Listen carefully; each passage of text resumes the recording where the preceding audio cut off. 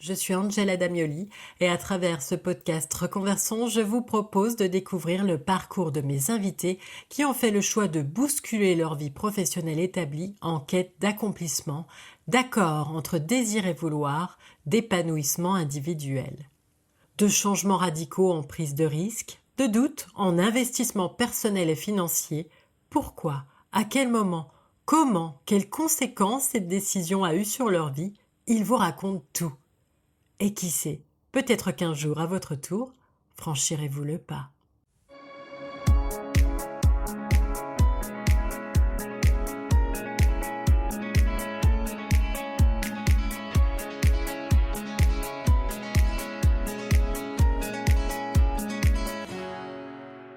Besoin de souffler? D'une pause détente? D'un moment pour vous? Je vous propose d'aller à la rencontre de Célina Jauregui qui transforme vos souhaits de bien-être en réalité. Pour parler de son savoir-faire après une reconversion professionnelle, elle nous reçoit dans son cocon, maison Benetibi, située dans le 18e arrondissement de Paris, où la décoration chaleureuse et apaisante appelle spontanément au lâcher-prise. Bonjour Célina. Bonjour Angela. Merci de me recevoir après une journée bien remplie. Et puisque je parlais de lâcher prise, je te propose de nous laisser aller à la confidence en nous parlant de ton parcours et de ta reconversion professionnelle. Je te laisse te présenter. Alors, je m'appelle Célina, j'ai presque 42 ans. J'ai 2 enfants, j'ai travaillé très longtemps dans la production audiovisuelle et je me suis reconvertie il y a à peu près 2 ans, on va dire. Donc tu étais productrice chez P6 Productions. Quelle action tu menais ? Alors, j'ai commencé par travailler avec Jacques Pessis sur des livres, sur une exposition, sur des interviews radio. Donc, on faisait plein de choses différentes et c'est ce qui vraiment m'amusait au départ. Et ensuite, j'ai commencé à travailler dans sa société de production à temps plein sur différents projets de documentaires. Et j'ai fait ça pendant quelques années, on va dire. C'était ta passion, l'audiovisuel ? L'audiovisuel n'était pas du tout ma passion. Je suis vraiment arrivée là complètement par hasard. Moi, à la base, je voulais bosser dans la presse écrite. Ah oui. Donc, vraiment, c'était tellement compliqué à l'époque et on m'avait tellement vendu que c'était très compliqué de travailler dans la presse écrite que j'ai un peu sauté sur le premier boulot qu'on m'a proposé et qui, au final, s'est avéré une super expérience parce que j'ai fait plein de choses différentes. Mais c'est vrai qu'on a commencé par me décourager avant même que j'ai essayé de chercher ce qui vraiment m'animait.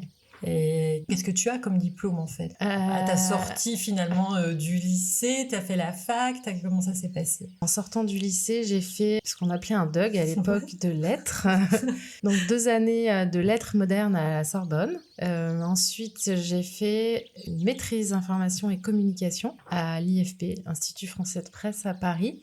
Voilà, c'était intéressant, mais très théorique, on va dire, pas très pratique. Donc, j'ai quand même eu la chance de faire un semestre au Canada, où là, c'était que de la pratique journalistique et c'était hyper intéressant. Et après, j'ai pas poursuivi après la maîtrise. Après avoir fait tes classes chez P6, quelque part, puisque tu as commencé là, tu as songé à donner une autre valeur, un autre savoir-faire à ta voie professionnelle. À quel moment ça s'est présenté à toi ? Il y a eu un moment où je savais plus pourquoi je me levais le matin et j'avais plus tellement envie d'aller travailler. Disons que l'activité s'était un peu réduite et se limitait un peu trop à des documentaires qui demandaient pas beaucoup de terrain, pas beaucoup de tournage, on va dire. Alors que moi, ce qui m'amusait vraiment, c'était de bouger et de faire plein de projets différents. J'ai commencé à me remettre en question et à me demander ce que j'avais envie de faire pour les prochaines années, parce que j'avais pas envie de tous les dimanches soirs me dire que j'avais pas envie d'aller travailler. Et donc, j'ai commencé à réfléchir à ce que je pourrais faire. Et ça faisait un moment que j'avais dans un coin de ma tête cette idée de créer une idée un peu folle, de créer une maison pour parisiennes stressées, pas très loin de Paris, ou un endroit où on viendrait entre copines faire du yoga, des cours de cuisine, des bouquets de fleurs, et on pourrait faire des anniversaires, des enterrements de vie de jeunes filles, enfin, un endroit où moi, j'aurais bien voulu aller passer du temps. Donc ça, cette idée, je l'avais quand même depuis un moment. Et à la naissance de ma première fille, j'ai commencé à me dire que vraiment, j'avais plus envie de travailler comme ça et que surtout, j'avais envie d'avoir un travail, ça va faire un peu cliché, mais qui avait du sens pour moi et qui correspondait mieux à la couleur que j'avais envie de donner à ma vie pour les prochaines années et ce que j'avais envie de transmettre à mes enfants. Donc j'ai un peu laissé le temps passer. J'ai eu ma deuxième fille et à ce moment-là, la société dans laquelle j'étais n'était pas forcément au top de sa santé financière. Et clairement, j'avais pas envie d'y retourner après mon congé maternité. Enfin, les choses, disons, se sont bien alignées et la société a fermé. Et donc là, j'ai été jetée dans Tu t'es le... dit banco. Voilà, je n'avais plus d'autre solution que de me jeter à l'eau et de passer à autre chose, quoi, et de changer complètement. Et pour moi, c'était pas envisageable de chercher un travail dans la production. Au niveau du temps aussi, Voilà, j'avais envie de pouvoir m'organiser comme je voulais, d'être libre de travailler quand j'en avais envie. Ouais. Comme j'en avais envie. Oui. Pas quand j'en avais envie, mais comme j'en avais envie. Ouais. Et donc, cette idée de maison était toujours là, mais je l'ai retravaillée parce qu'évidemment, c'était... Comment tu l'as élaboré, justement ? Alors, moi, j'étais partie d'un constat assez simple, c'est que je voulais faire du yoga avec ma fille et que j'en trouvais pas dans le quartier dans lequel je vivais. Donc, je me suis dit, si moi je trouve pas, il y a peut-être d'autres gens qui trouvent pas. Et je voulais à la base ouvrir un centre de yoga et bien-être pour les femmes et les enfants dans le quartier. Parce que je trouvais que ça manquait, que le quartier dans lequel je vis, qui est un quartier dans lequel il y a quand même beaucoup d'enfants, mais il y a finalement peu d'activités, hors les activités classiques, danse, foot, etc. Il n'y a pas beaucoup d'ateliers ou de choses qui sont proposées, même ne serait-ce qu'en one-shot de temps en temps. Et j'avais envie de créer un lieu un peu comme ça, un endroit simple et cool où on pourrait venir avec ses enfants ou même sans ses enfants, mais un endroit vraiment pour les femmes et pour les enfants qui correspondait en fait à ce que moi j'étais en train de vivre à ce moment-là, quoi. Donc ma première étape, ça a été de me former à la création d'entreprise. Ouais. Tu t'es fait aider par... T'es passé par la chambre du commerce ou t'as fait des formations? T'as vu avec Pôle emploi? Comment ça s'est passé? J'ai fait une formation avec Pôle emploi, ouais, une formation création d'entreprise qui concernait tout ce qui était gestion et aussi tout ce qui était en amont, donc le business plan, l'étude de marché, etc., qui m'a vraiment bien aidée. Et après, j'ai fait un training de yoga. Parce que comme je voulais... Enfin, la base de mon activité à ce moment-là, c'était censé être le yoga. Je voulais pas forcément être prof à temps plein, mais en tout cas, je voulais être capable de donner un cours, être capable de rebondir si j'avais besoin, si un prof était malade, etc.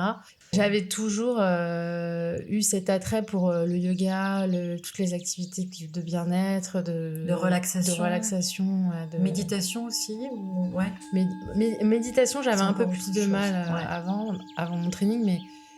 la sophrologie, enfin tout ce qui permettait d'aller mieux, ça a toujours été quelque chose qui m'a toujours intéressée.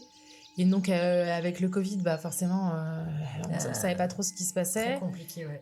Donc d'un seul coup, j'avais plus de visibilité de ce que je pouvais faire. Et surtout, je savais pas quand ça allait s'arrêter. Et puis bon, mine de rien, ça faisait un moment que je travaillais plus. Entre ma grossesse, la fermeture de la boîte, les formations, je commençais à avoir peur de me dire... à quel moment je vais regagner de l'argent, quoi. Oui, c'est ça aussi. Ouais. Forcément, la pression aussi est là, quoi. Voilà, deux enfants à gérer, les frais de la vie courante qui se sont pas arrêtés, et puis voilà, il faut gagner sa vie. Et puis surtout, j'avais envie de faire quelque chose qui me plaisait et pas de rester dans ce truc où je travaillais pas. J'ai fait une formation de prof de yoga, en fait, qui consiste à apprendre comment enseigner le yoga, comment créer un cours... les effets sur le corps, l'anatomie, la philosophie du yoga aussi, parce que le yoga, c'est pas un sport. Quand on commence à ouvrir la porte du yoga, on comprend que c'est bien plus profond que ça. Et voilà, en fait, un training de yoga, c'est 3 semaines ou plus longtemps, mais en l'occurrence, là, le premier que j'ai fait, c'était un training de 200 heures où on apprend les bases, quoi, pour pouvoir enseigner un cours. Après, je n'ai jamais enseigné un cours de yoga depuis. Oui, comme quoi. Je me suis pas lancée tout de suite. Après, il y a eu le confinement. Et à quel moment tu t'es dit, tiens, ça va m'amener ailleurs? En fait, j'ai passé tout le confinement à regarder les autres donner des cours en ligne, etc. Mais moi, ça me convenait pas et j'arrivais pas à me lancer. Et au mois d'août, donc de cette année 2020, je vais voir une de mes amies de mon training de yoga, justement, qui avait fait la fameuse formation Renata Franza, et qui s'était lancée chez elle. Et donc, elle me fait ce massage. Et déjà, je trouve le massage hyper cool et ça m'avait fait du bien. Et je trouvais la méthode était intéressante. Et surtout, elle faisait ça de chez elle. Donc, d'un seul coup, je me suis dit, je me forme. Et comme ça, je peux me lancer tout de suite. Et puis après, on verra pour le centre, on verra pour tout. Mais je voyais la possibilité d'entrer dans le bien-être par une autre porte que celle que j'avais prévue. Mais c'est surtout que moi, dans mon centre, pour moi, il y avait du yoga, il y avait des ateliers autour de l'alimentation et il y avait des soins. Donc, au final... même si j'avais pas envisagé que ce serait moi qui les donnerais, ça faisait partie du concept. Donc, au final, je me suis dit, j'ouvre une autre porte et puis on verra après pour le reste, quoi. J'ai jamais regretté ce choix parce que ça m'a permis de travailler tout de suite, quoi. Et qu'en a pensé ton entourage? Alors, j'ai de la chance parce que mon mari il m'a toujours soutenue. Quand je lui disais que je voulais ouvrir un centre, il était à fond. Quand je lui ai dit que je voulais faire du massage, il était à fond. J'ai vraiment beaucoup de chance parce que j'ai pas eu de pression à ce niveau-là et surtout, je me suis sentie encouragée. Le reste de ma famille, me connaissant, ils trouvaient ça un peu étrange quand même. Je suis pas forcément quelqu'un qui est très tactile, donc d'un seul coup, m'imaginer masser, ça devait les perturber, mais j'ai eu ni encouragement dans le sens c'est super, vas-y fonce, ni personnes qui m'ont dit non, n'y va pas, c'est une grosse erreur, quoi. Disons que je pense aussi que les gens savent que quand j'ai pris une décision, en fait, quoi qu'ils me disent, ça n'aura pas tellement d'impact. Oui. Donc, ils m'ont dit OK. Vas-y, fonce. Peut-être qu'il y en a qui pensaient que c'était une mauvaise idée, j'en sais rien. Mais bon, je pense que dans l'ensemble, peut-être qu'il y avait des gens qui croyaient pas trop, quoi, qui devaient se dire OK, bizarre. Et quand toi, même. t'as eu des doutes, des moi- périodes de découragement, des moments où tu t'es dit non mais n'importe quoi, qu'est-ce que je fais? Pourquoi je fais ça?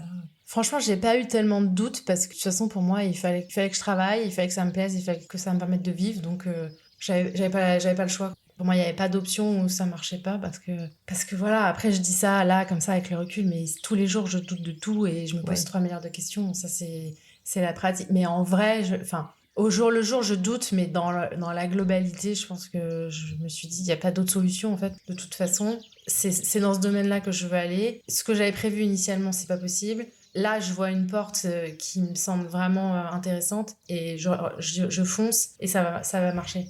En fait, c'est mélangé à la fois entre ça va marcher et ça va pas marcher, quoi. C'est très bizarre. C'est toujours un système de balance de... Tu cherches un équilibre, Voilà. mais c'est le côté entrepreneur aussi. C'est ça. Tu as toujours des doutes pour pouvoir avancer. Après, le gros challenge quand on est entrepreneur aussi, c'est que quand je travaillais avant, le vendredi soir, je fermais la porte et je revenais le lundi matin. Entre les deux, j'y pensais pas. Le soir, quand j'arrivais chez moi, c'était très rare que j'y pense. Ça restait dans le 17e, dans mon bureau, et puis ça, je ramenais jamais rien à la maison. Maintenant, il n'y a plus de frontières, en fait. Et c'est ça qui est aussi difficile à gérer parfois, c'est que... Enfin, moi, j'y pense sans cesse. Pour le coup, maintenant, j'ai plus de week-end, j'ai plus de soirée. Alors, je dis pas que je travaille non-stop, parce que c'est pas le cas. Et justement, j'ai fait aussi le choix d'avoir cette vie-là avec le stress que ça implique, mais qui, à côté, me permet, par exemple, d'être à 16h30 pour aller chercher mes filles si j'ai envie. Ouais. Mais en revanche, je bosse les dimanches. Enfin, c'est vraiment une question d'équilibre. Et pour moi aussi, ce qui est très important, c'est que autant avant, j'avais cette vision hyper fermée de... Tu travailles de 9h à 18h et puis tu vas travailler toute ta vie comme ça et puis c'est comme ça, sûrement en grande partie grâce au Covid et puis à tout ce que j'ai fait depuis. Je me dis, bah là, aujourd'hui, je travaille comme ça, mais si ça se trouve, dans 6 mois, je travaillerai plus les dimanches et je travaillerai tous les soirs. Et puis dans 2 ans, mes filles, elles seront plus grandes, j'irai travailler ailleurs. Enfin, pour moi, il n'y a plus vraiment de... C'est comme ça et ça va plus bouger. Pour moi, c'est en mouvement perpétuel et ça me va très bien. Après, ça implique beaucoup de stress et de questions et d'angoisse aussi. Oui, bien sûr. Parce qu'il n'y a plus vraiment de... Mais tu te mets plus de limites. Voilà, j'ai moins de visibilité sur ce qui va se passer après, mais par contre, j'ai plus de limites. Enfin, j'ai moins de limites. T'as moins de limites. Tu as mentionné tout à l'heure la méthode Renata Franza. Peux-tu nous en dire plus? La méthode que je pratique en massage pour l'instant, c'est la méthode Renata Franza. Donc, c'est des drainages lymphatiques, du remodelage et un soin de visage qui combine drainage et remodelage. Ce que je trouvais particulièrement intéressant en fait dans ce soin, c'est qu'elle a mis au point une technique, c'est le drainage lymphatique, et qui est une méthode qui existe depuis assez longtemps. C'est pratiqué par les kinés, souvent. C'est au niveau... C'est le corps entier, en fait. Le corps entier, vraiment toutes les parties du corps. Ouais, on draine vraiment tout le corps. Tout le corps. En fait, la méthode traditionnelle, on va dire, c'est assez doux et par effleurement. Et là, la méthode de Renata, c'est plutôt dynamique et un peu appuyé. C'est pas douloureux, mais c'est quand même tonique comme massage. Et donc, ce que je trouvais intéressant, c'est que ça a un impact donc, sur la rétention d'eau, mais aussi sur le système immunitaire, parce que du coup, j'ai appris plein de choses sur le corps humain Ah oui, j'imagine. qu'on ne connaît pas si Ça bien doit que être ça. passionnant, ouais. Et donc, c'est sur le système immunitaire, parce que toute la réponse immunitaire se fait dans le système lymphatique. Ça a un impact sur la digestion. Et moi, j'ai des dizaines de femmes qui viennent me voir parce qu'elles ont des problèmes de digestion.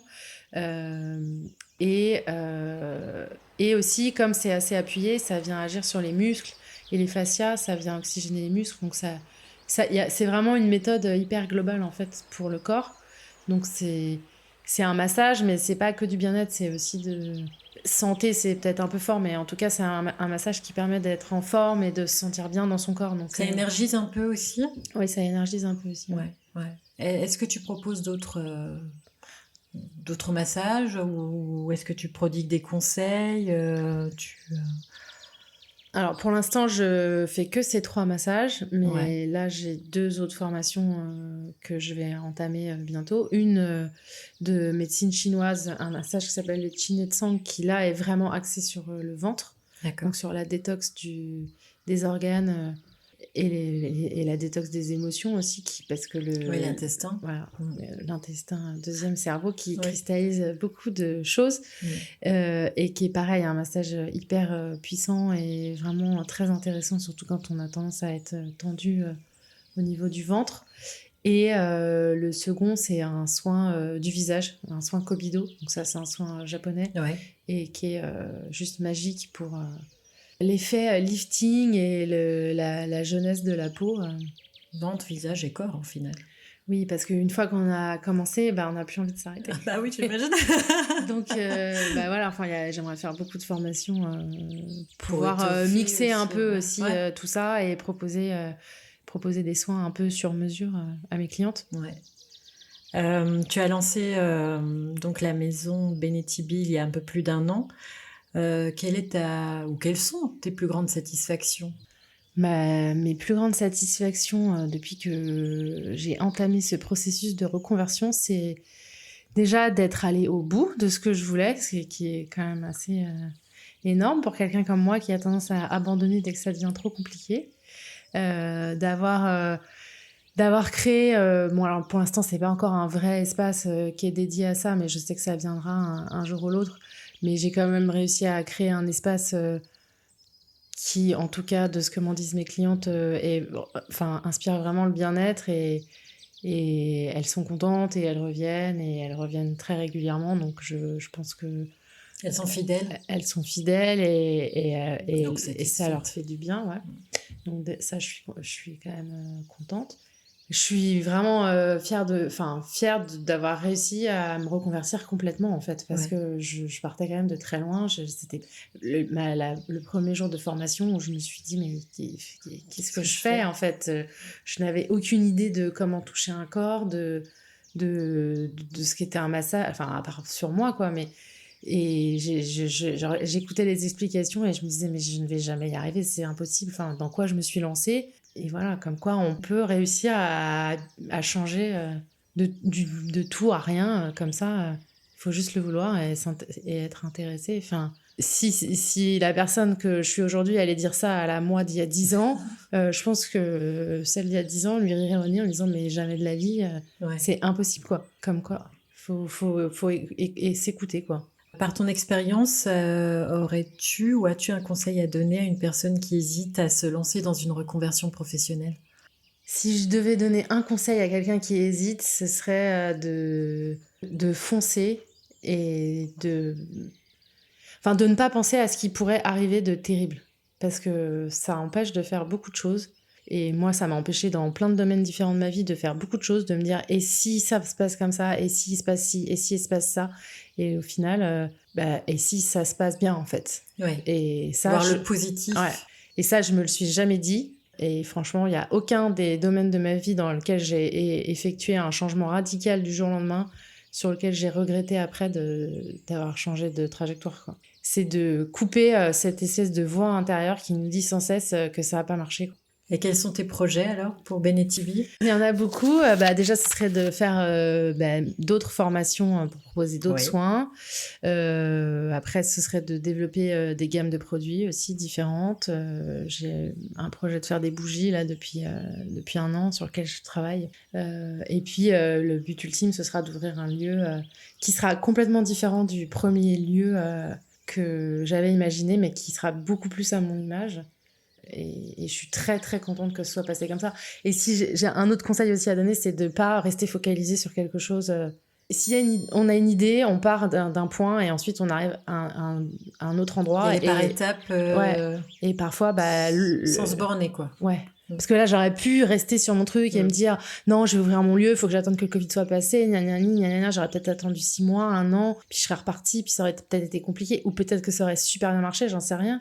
Mais au final, je serais peut-être restée inactive encore super longtemps avec tout ce que ça implique en fait d'être inactive pour finalement arriver à créer quelque chose de complètement différent que j'aurais jamais pu envisager il y a 2 ans et qui me rend bien plus heureuse aujourd'hui que cette énorme chose que j'avais imaginée qui, je pense, était trop grosse pour moi. Et en tout cas trop lourde en termes d'administratif, qui est clairement pas ma tasse de thé. Et pour un lancement, enfin pour commencer, ça aurait été trop lourd peut-être. Trop lourd et dans la douleur, je pense, pour moi. Et je préfère largement commencer petit, commencer et développer que commencer quelque chose de trop gros qui au final aurait été compliqué et peut-être m'aurait un peu échappé.